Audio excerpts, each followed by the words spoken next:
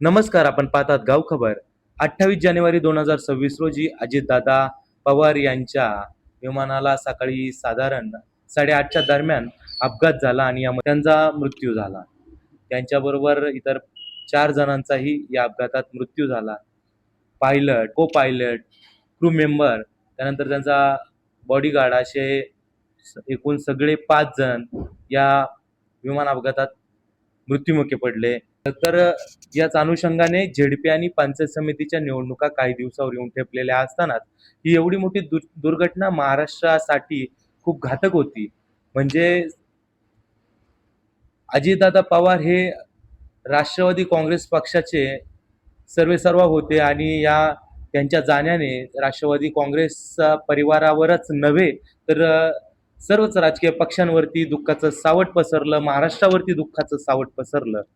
तर याच अनुषंगाने या महाराष्ट्राचे निवडणूक निर्णय अधिकारी म्हणजे ज्या ज्या ठिकाणी 12 झेडपी आणि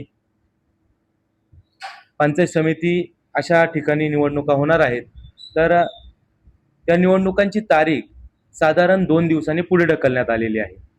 आता झालेल्या माहितीनुसार मतदानाची तारीख ही 7 फेब्रुवारी 2026 रोजी सकाळी 7:30 ते 5:30 या वेळेत होणार आहे.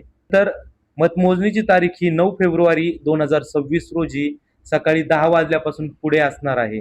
निवडून आलेल्या सदस्यांची नावे शासन राजपत्र प्रसिद्ध करणे ही तारीख 11 फेब्रुवारी 2026 बुधवारी होणार आहे.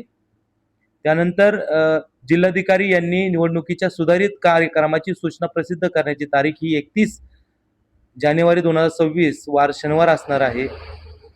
ईव्हीएम कमिशनिंग बाबतचे कामकाज हे 3 फेब्रुवारी 2026 मंगळवार सकाळी 8 वाजता होणार आहे.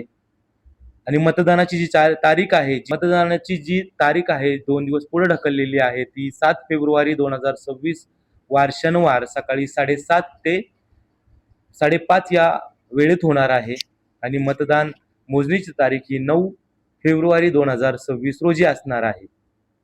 अशा पद्धतीने आपण आता पाहिलं की नवीन जी-आर जो आलेला आहे त्यामध्ये मतदानाची तारीख ही 2 दिवस पुढे ढकलण्यात आलेली आहे. तर अजून काही अपडेट येतील ते आपण पाहूच. तर आपण पाहत राहा गाव खबर. धन्यवाद.